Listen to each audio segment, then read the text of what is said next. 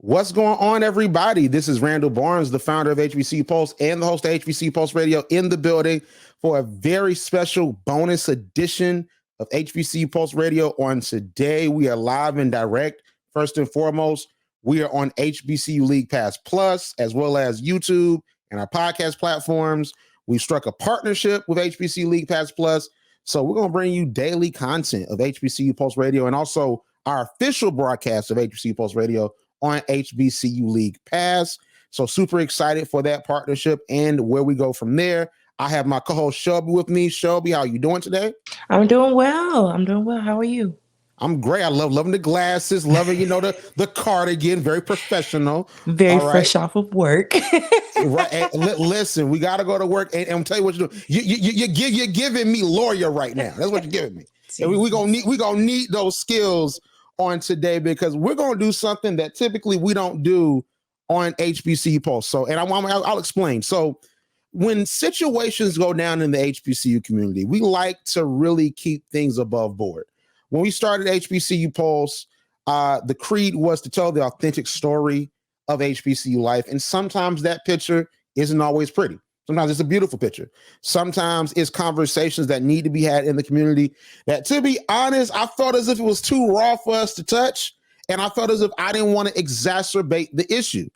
But as our platform is growing and as our voice is more pertinent in our HBCU community, it's certain things that we have to discuss with tact, with respect, with professionalism, but also keep it real. So it's two stories that we're going to talk about. One of them I hesitated for weeks to talk about, that I finally decided to talk about, and we're going to go on and get into it. That's going to be the first story that we discuss. All right, so let's go on and get into it. So I know everyone that's watching this at whatever point in time has heard about what happened at FAMU on July the 29th, 2022. I'm a young lady that goes by the name of Terica Star. She graduated from Florida A&M University with her master's degree. And she posted a naked graduation picture on campus slightly after she graduated, I think a couple hours later. So with that grad picture, it went viral, of course, because she was naked. And when I say naked, she had on nothing but shoes, okay?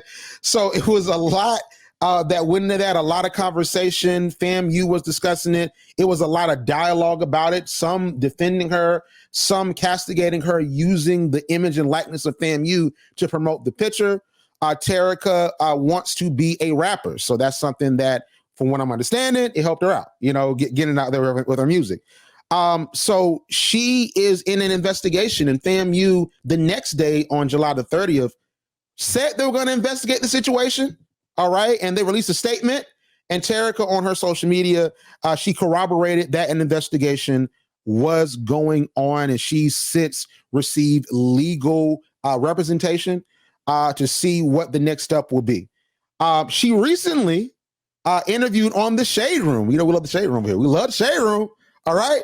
But she interviewed on the Shade Room for TSR Investigates, where she talked about the whole entire situation with the naked picture. So I want to play a little clip of what she said. Were you naked in those photos? Due to it being an open investigation, I cannot confirm or deny. Williams says that people already knew her for her risque outfits, and she's never been afraid to show off her body. I have been dressing provocative or explicit my whole life. So people know that this is how I dress. I'm very comfortable in the skin that I am in. I like taking risks. Were you all over campus, or was this just only at the specific statue location? Due to there being an investigation, I cannot confirm or deny whether I was on campus or not. Okay. But is the statue on campus? The statue is on campus. Okay. So when I saw this clip, and Shelbi's the one introduced it to me, because she working, I'm working, but Shelbi's more in tune to what's going on than I am about certain things. I've been isolated, man. So she told me about this video, and I watched it. It's my people at the Shade Room. I'm like, okay, I want to see what they're talking about. And it was a very fair interview. I think it was very fair. It wasn't salacious. It wasn't getting her to say anything that she didn't need to say. But that one moment really stuck out to me, where she said that she cannot comment on if she is on campus.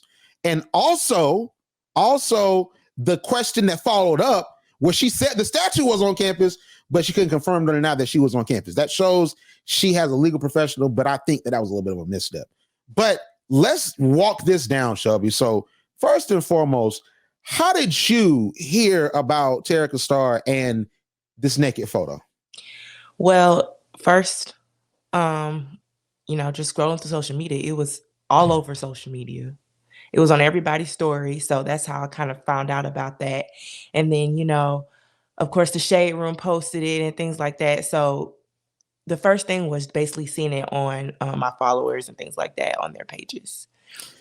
So for me, I typically nowadays, I like to set boundaries for myself, boundaries for my team with HBC Pulse, because I think that's healthy. So for me, I've often worked myself to death, often, you know this, Shelby.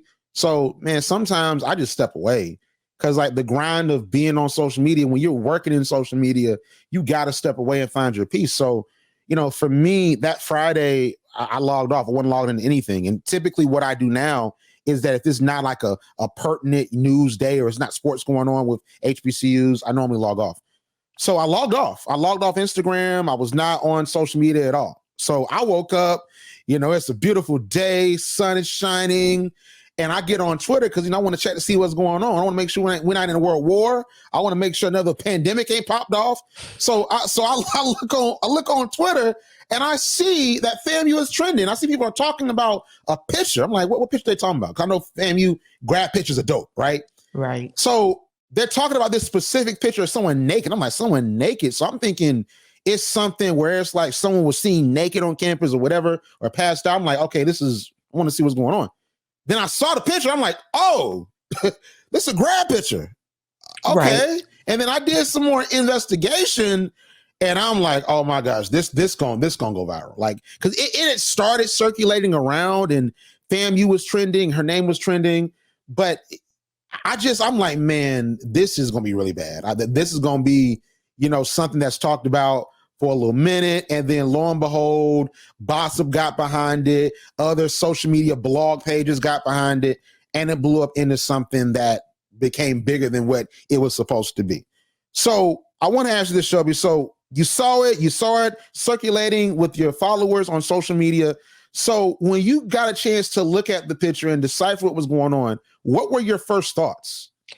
Well, first I was just really surprised that this was real. I was trying to figure out, was it Photoshop? Like, is this real? And then I wanted to know, like, who was all involved in this? Like the photographer, like your idea of actually coming up with being naked on campus. It was just a lot that was going through my head. But, after, a little research, I went on her page, kind of seeing, her other pictures and what she posts and things like that. And I was just shocked. And then finding out that she got her master's degree in education counseling. So it's like, but you're naked in your grad photos. How is that going to work? What school are you going to be counseling when you're naked in your grad photo? I just didn't understand how she felt like that was the time to do something like that. I mean, people take nude photos all the time, but not for their graduation pictures. I mean, to each his own, but that was crazy to me. So for me, like, I think just being in the HBCU space, I sort of immediately had an opinion on it. And the first opinion was that's FAMU's campus, and there are in the Black community, I can't speak for other communities, but in the Black community, there are institutions that are sacred. Of course, we know on college campuses, Greek organizations are sacred. Like, don't do the stroll, don't do the chant, don't do all the different stuff. But in the Black community in general, church is sacred. So, there's certain things you don't do on a church grounds. There's even like street laws on that. Like, they try not to shoot or fight on church grounds. Like, it's like a respect that Black people inherently have for the church, no matter your denomination, your religion, that's already there. But it's a respect for HBCUs that we have and that Black folks typically tend to have, even if you didn't go to our institutions. And oftentimes we have to educate folks that are in our community and even some that are not a part of the HBCU culture of what's right and what's wrong. Now, Terica, from what I understand, she went to Florida International University, If I got that wrong, please apologize for that. But she did not go to FAMU for undergrad. And I think that when it comes to an undergraduate experience, especially with what we get on freshman week, how our experience is very much tailored to the upperclassmen that bring us in, we know not to do certain things. Because I know for me, 2015, I came in, I had some real brothers that really brought us into the fold at Fort Valley. And like, they told us what to and not to do. They told us about, not stepping on the shield when the Greeks are out. They told us about classwork. They told us about, different things about how to interact with women, how to interact with teachers. It was a whole entire rites of passage into the HBCU lifestyle that even as someone that's been away from that for 7 years, because I graduated 2019, that's still something that I think about. I'm like, man, I learned this, I learned that, I learned this, and I learned that. And I just believe that if Terica went to FAMU for undergrad, I just think that her respect for the institution of FAMU would have made her not do that. I'm gonna tell you something she wouldn't do. She would not have stepped on no Greek plot. She wouldn't imitate the Strohs. She wouldn't have done anything like that because she knows, I would assume, what comes with that, right? So why did she feel that she could do this naked picture on campus when it's sort of illegal if she was actually there? She's trying to say she wasn't. Sort of illegal, number one.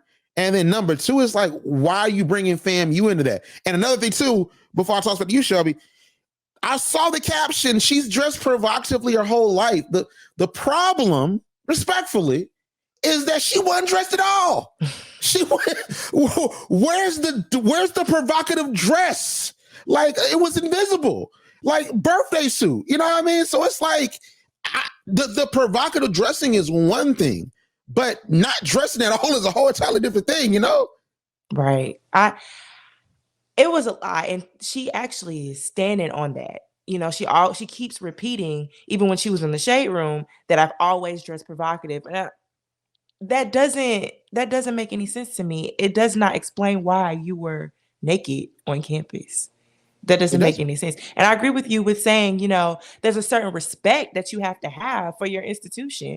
And for her to do that, it just shows that, either she's just ignorant to that respect, or she just doesn't really, take it that seriously.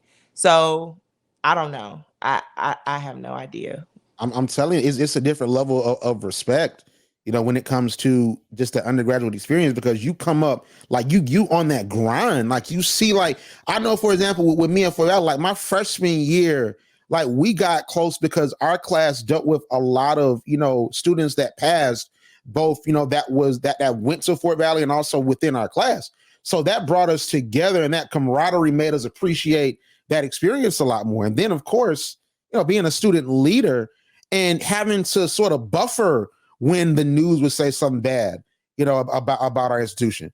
When it's different rivalry stuff that goes on, we're taught to ride and say what we need to do. So we're taught to defend our institutions, when we're in undergrad. So, I think that that's something that is bred in all of us. And I don't know if that same type of energy is put within PWI campuses. I don't know if they taught at UGA, you better not let Alabama say nothing about UGA. I don't know if they outside of football, I don't know if they really, that's bred within them. But with HBCUs, I think we're deputized as controllers and protectors of the legacy, especially as student leaders. So it's we're taught, don't let anybody say this about your school, defend your school, promote your school. Even as an alumni, when you're sworn in, they're saying, hey, you're being sworn in to always uphold your institution and recruit for your institution and get back to your institution. So even when we're walking out the door, you have an alumni ritual that says you're defending your institution and you're a recruiter for your institution, even if you're not working for the school. So I want to segue out of this topic because I don't think there's too much more to talk about. Okay. But it's been conversation, and we posted about it on Pulse with a tweet about how it's been conversation about if her degree should be snatched. And the investigation is going on. From what we're seeing from her page currently, she posted a TikTok about it called Terica Takes Trial, where she's talking about the investigation and I guess a trial type setup that's going on with FAMU, their counsel, and also her legal counsel. So do you think that her possibly, allegedly being on campus naked, do you think this warrants her degree getting taken? Well, we spoke privately about this. And at first, my mindset was no, I don't. Because at the end of the day, she worked hard for that degree. She took her class. She got the grades that she deserved. So I didn't think that she should have her degree taken away. I don't. Now, any other consequences outside of that, being fined or a lawsuit, whatever, yes, most definitely. But, her degree, I mean, she earned her degree. She just made a bad choice. That's true. And she did earn it. She got a 3.8. Exactly. Really good. She's extremely smart. Book smart. not to hate on her or anything like that. I'm not saying that was just a bad choice. That personal decision right there to stand naked on campus. That was a bad choice. That was a bad choice. And she's a, intelligent woman. She deserves her degree. So for me, I've gotten really big into legal shows. Like I love All Rise, right? I started watching it last Thursday. I gotta get to, we might need to talk about that one day. It's really good. And then you have Simone, who's the main character. She went to Howard. I don't know if you knew she went to Howard. So HBCU excellence. Why don't you talk about that?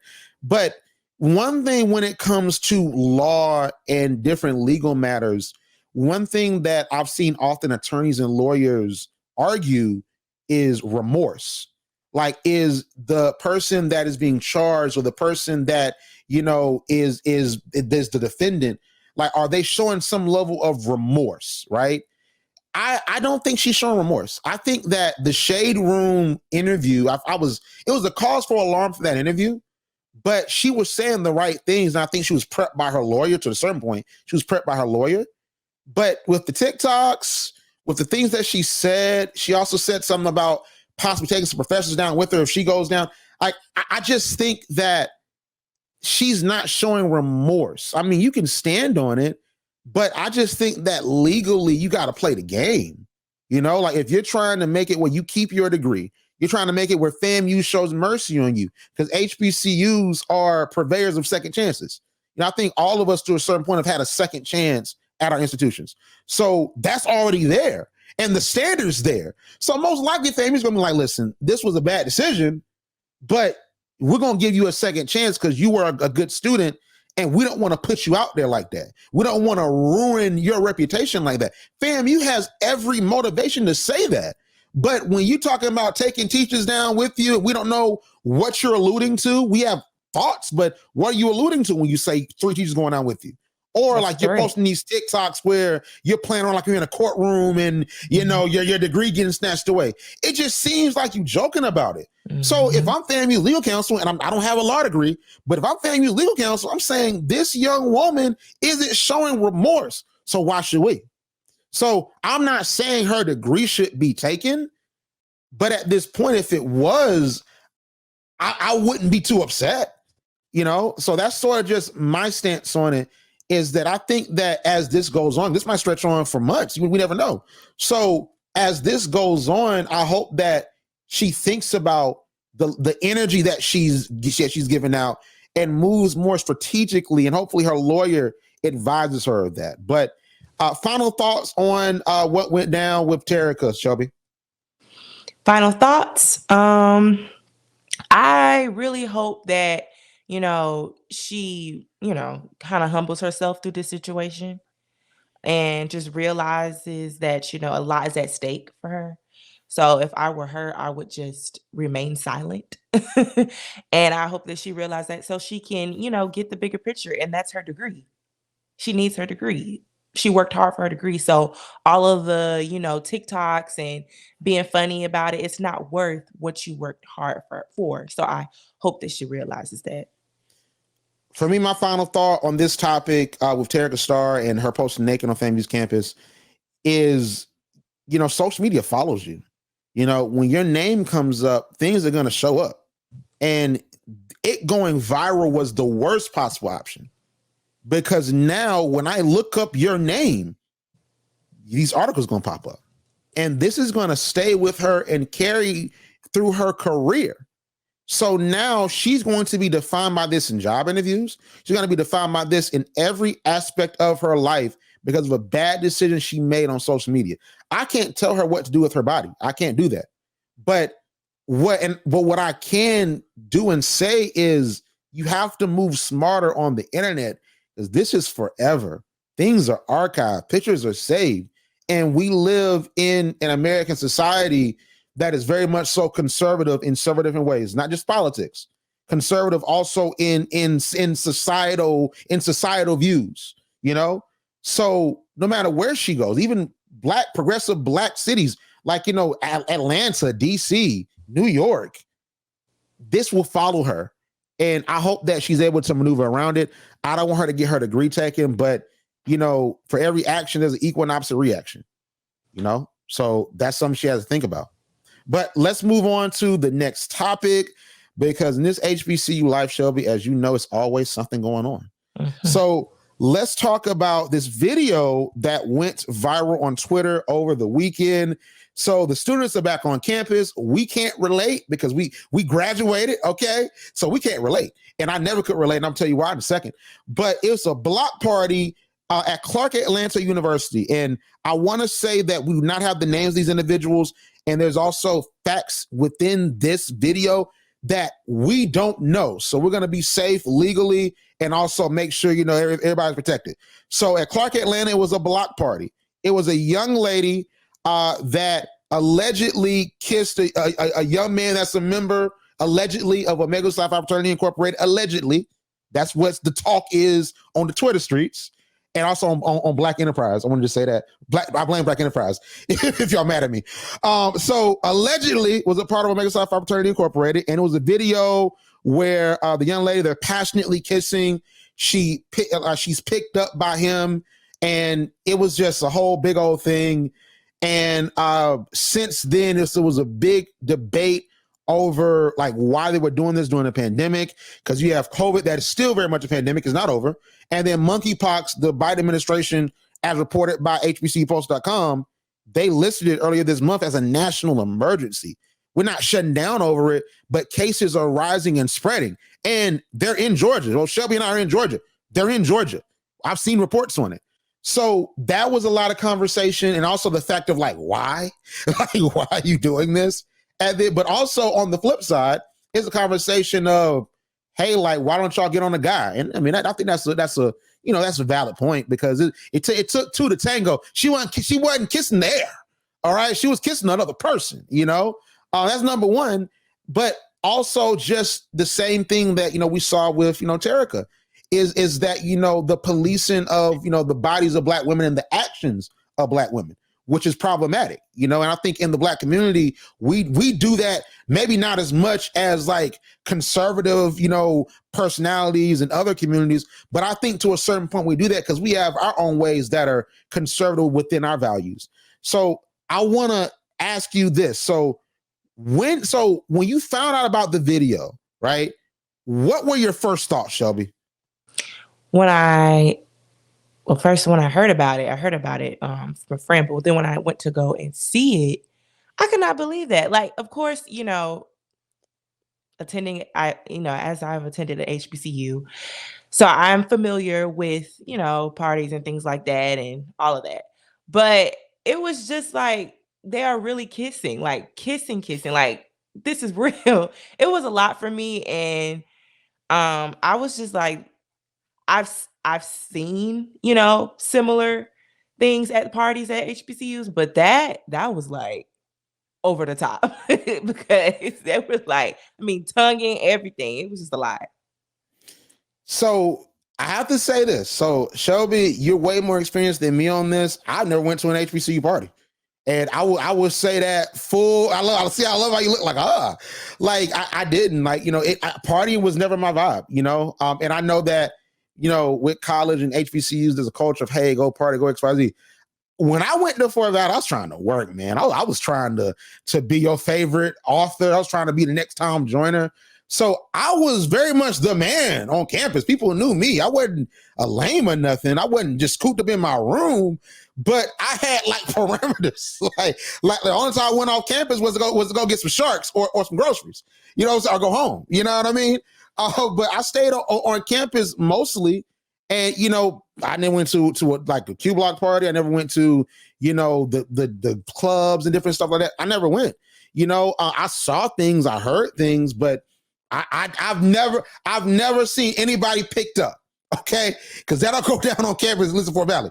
Never seen nobody picked up. So don't ask me nothing. Never seen anybody picked up. However, I think that when I first saw it, in my mind, the same thing flashed.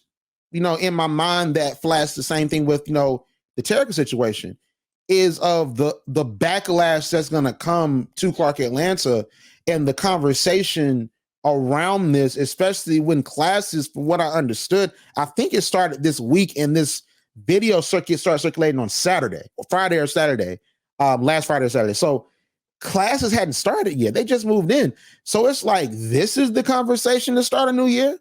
You know, like this is what we're doing. Like, I have an expectation for things. I think that's my weakness. Like, that's my kryptonite, Shelby. If I'm Superman, that's my kryptonite. Expectation. I have an expectation how people should carry themselves. I have expectations of how institutions, what they should do. I just have an expectation. And my expectation of someone coming into college, especially at an HBCU, where you get that orientation week experience, you get the upperclassman that's telling you about what goes on and how to conduct yourself. I just have expectation that you would move differently. And also social media, and how these folks talk on Twitter about how they just Megan Thee Stallion, just players out here. Like, these women talking about, oh man, I'm that girl. I'm the it girl, right? So if you the it girl, why you doing it? Like, why are you doing that? Like, you know what I'm saying? So it's like, I have an expectation that if you the it girl, stop doing it. Okay? That is my expectation. So when I saw it, I'm like, what's going on? Like, she really thought that was cool. And then another thing, I'm just gonna be honest with you. Then I started to think about that tricky conversation of if she was intoxicated, if he was intoxicated, because now that goes into a consent thing. Because if she's intoxicated, she can't give consent to do that. So now it's like a tricky, slippery slope that I started to think about. And it's like, I hate to have that conversation, but I mean, we have to. So like, those were my first thoughts when I first saw the video. Then the comments happened. So Shelby, what side of the coin do you fall on? Is she cool? Is she all right for doing this? Or is she sort of like, sis, what you doing? Like, how you feeling about it? It was definitely, sis, what you doing. But I mean, that's always been my thought when I seen things like this at parties. Never will I ever, you know what I'm saying? Because it's just, like you said, it's the way you conduct yourself. And you don't want to start a reputation like that, because unfortunately, people remember those things. Like, oh, that's the girl that got picked up by the Q dog at a party. Like, those are things that people remember, and that's not what you want to be remembered by. Especially, you know, I don't know if this young lady was a freshman or whatever, but if she was a freshman, you know, you only been on the campus for 36 seconds and you already, you know, just wilding. So you just got to be careful. And, you know, a lot of, you know, students coming into college, a lot of students, we may say, you know, they should know to do this or they should know to do that, but that's not always the case. That's not always the case. She probably in her head thinking that's cute. Like, he like her. You know what I'm saying? So, you know, we can't have expectations. We can't have expectations, especially not with you know, this generation, you know, just young people, because you just never know what kind of support they may have had. You don't know, you know, what their mother or their father or whoever may be, you know, raising them, or what they're telling them, what their values are. You don't know. So you really can't say, you know, well, she should know better. She probably don't. She probably genuinely does not know any better. She probably thinks she was just having fun and having a good time. But at the end of the day, I don't think she probably does now, realize that, you know, things like that can affect you. It can affect you. So I just think when it comes to expectation, for our generations, we are inundated with a bunch of knowledge. Like, we're inundated with the internet, we're inundated with YouTube, we're inundated with Snapchat. Now TikTok is a thing, Instagram. So, a lot of us have seen parties before we got to campus. A lot of us have seen Greeks. A lot of us have seen these different recap videos of what college parties are like. Because when you talk to a high schooler, typically they ask you about college parties. Like typically that's what they ask you about. Well, how are the parties? Because they have high school parties, but it's like, oh, I hear the college parties are real lit. So it's like that knowledge is out there. This ain't 2004. You know what I'm saying? So it's like, how this is. And I just want to zero back in on this. Shelbi, these girls be on their Instagram captions. Megan just dropped a new album. All up the captions about being female players. Glorilla got her song pop. I love Glorilla. She got her song popping. She did that. She did, like, listen, she did that. But listen to the lyrics of the song. Like, basically talking about they ain't steady no man, city girls, how it is. Like, so it's like, this is the discourse. This is the artist that a lot of young women are identifying with. But you're saying this, and I know we say that artists don't live by this, but you putting these captions up on your Instagram, you putting stuff up on your Twitter, but then you're doing something totally different. Because if you really play it like that, if you really like that, if you really that girl, you ain't doing that. Honestly, because it's a level of respect and honor that you want to carry yourself with. You know what I'm saying? I don't want to sound like I'm 50, like I'm somebody's dad, but it's like, it's a regalness that I think people that are desirable in any state, whether it's like in a relationship situation, whether it's a student leader, whether it's from a business aspect, you want to present yourself as someone that's almost majestic to a certain point. And that's what I always try to do for myself. Whereas like, I think that to a point, me not going to parties gave me a little bit of an edge, because it may be a little bit different. Because when I said that, I thought I was going to get clowned, but it's like, that's interesting. We got to take you to a party. Like, when they ask me why, and I'm like, well, I don't drink, I don't dance, so why am I there? That makes sense. Like, you know what I'm saying? It gave me a little bit of an edge a little bit, where it's like, man, Randall don't go. I remember back in the day, show, we used to think I didn't cuss. I told you about that. They thought if I cussed, they were like, Randall, you cussed? Like, yeah. You know what I'm saying? Like what the world? I told you this, I'm gonna say it online. Like, I'm not an angel, I'm angel adjacent. I'm on the same street as the angels. You feel me? I love how you looked at the show. But like, but just in general, like, I feel like it's just a level of respect you have to carry yourself with. And like you said, like, this is something that can stick with you if she's a freshman. This is something that can stick with you your whole entire collegiate career and follow you in every aspect. Now, granted, this is a party situation. I hate to say it, she wasn't naked on campus. You know what I mean? That's something else that would carry with her. But I mean, I don't think it's going to necessarily harm her. I think we should have that conversation. I don't think it's going to harm her as far as maybe opportunities, and she can grow from this. I think that if she's a freshman, truly, she can grow from this, and this doesn't have to define her.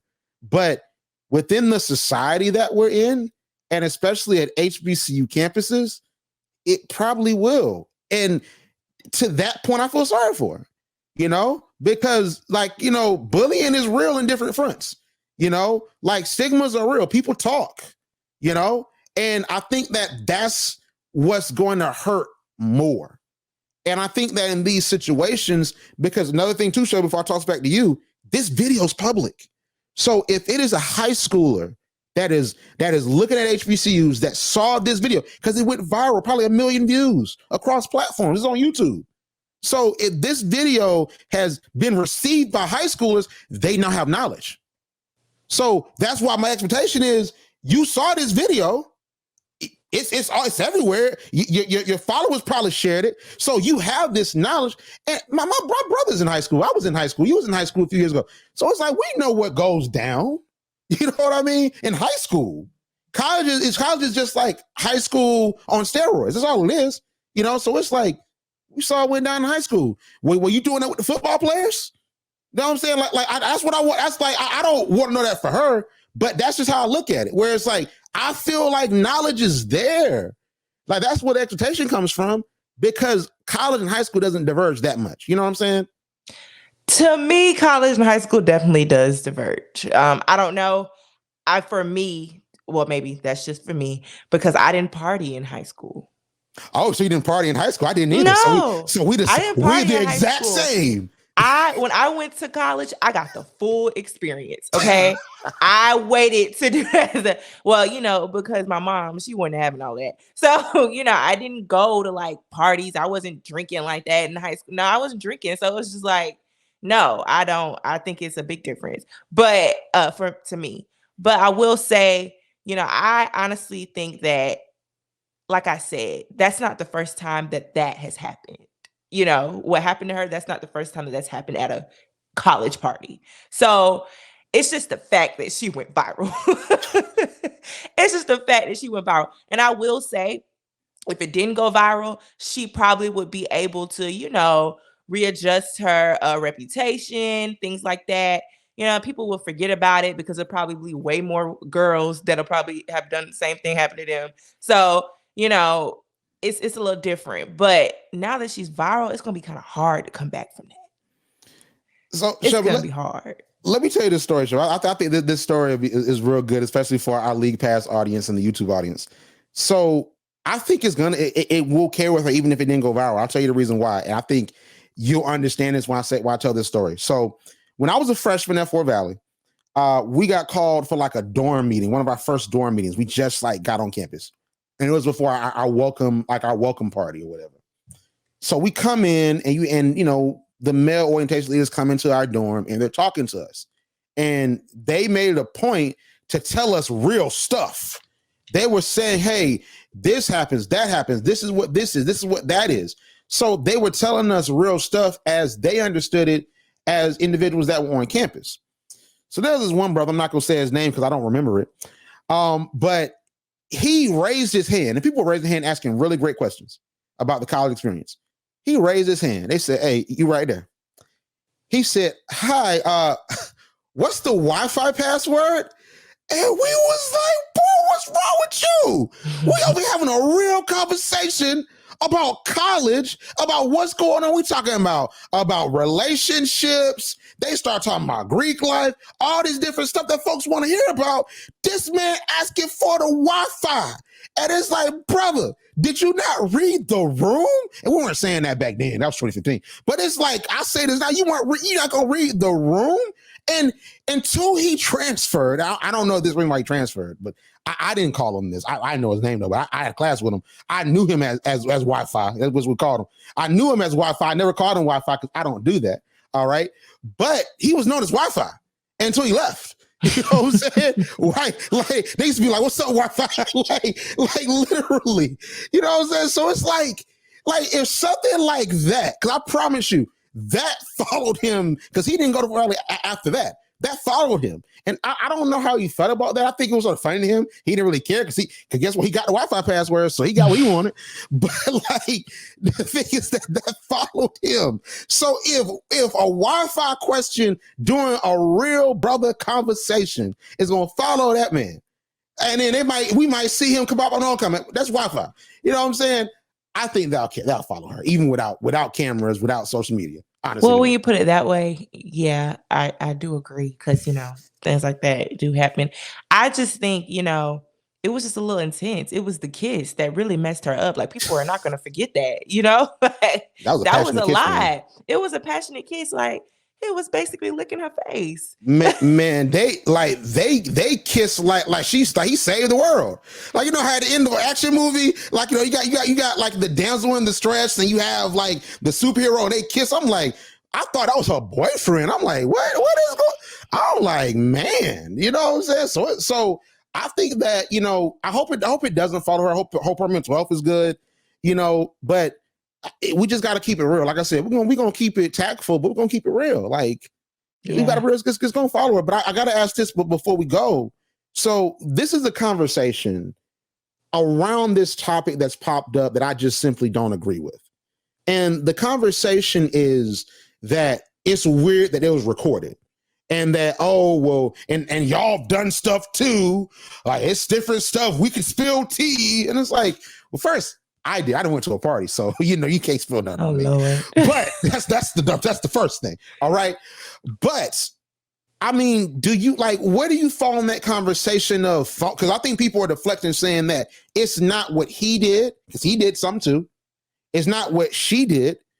It's the phones, because back in the 2000s or the 90s, it wasn't no phones when Freaknik was going down. It wasn't no phones when parties were going down. Now it's 2022. Everybody got an iPhone. Everybody got Instagram or whatever. So where do you fall on that spectrum? Do you think that the phones are the problem and folks should be recording, or do you think no matter what it is, what it is? It is what it is, because we know what day and age we live in. She knows that someone is bound to pull out a phone and record her. We know this. Like, people record everything. People record people getting killed and shot. People record everything. So you can't tell me that them recording is the problem. That's just what people are going to do. And I wish we would stop saying that, because we just might as well know somebody going to record it. I That's agree. a given. That's a given. So that's just what times we're living in now. So, you can't blame it on the people. She should have never did that, and he should never did that. But I mean, she could have stopped him, because I mean, if you don't want it to happen to you, I mean, we don't know if she was under the influence. We don't know any of that stuff. So, like you said, but it's just it's no. So No. for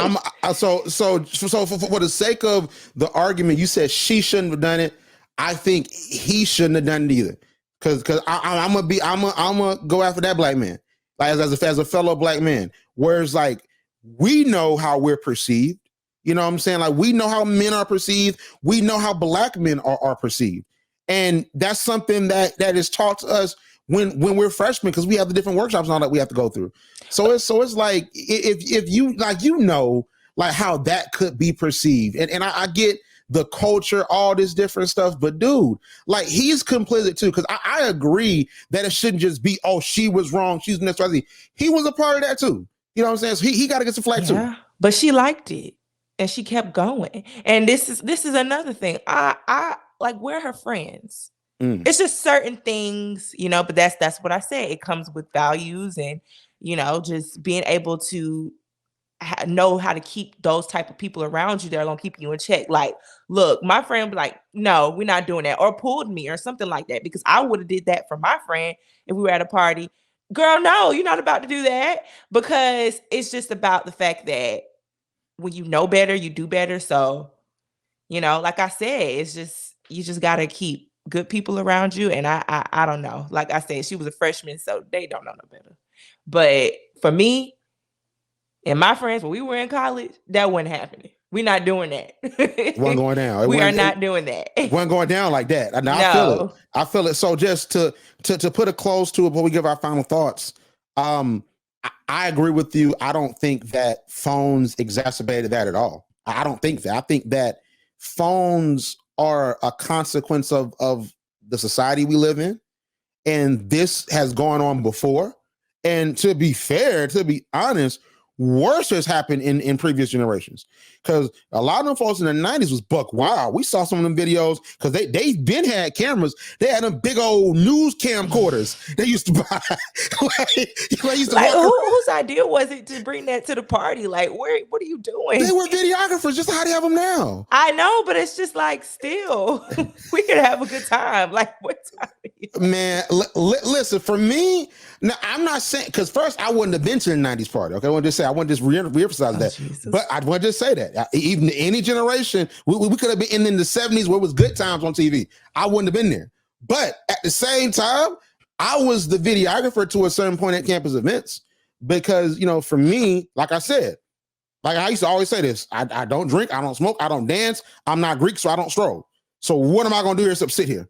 Like, so it's like, might as well record, might as well document this on Instagram, might as well tweet about this on Twitter. Like, why not? So I'm a media guy anyway. So it's like, it sort of gave me my place. So like, I understand the camera aspect. They were just really big at that point. I wouldn't have took no big camera. I would just not went, you know what I mean? Right. But like, because that camera's pretty huge. They were huge. But at the same time, I just don't think that the phones are the problem.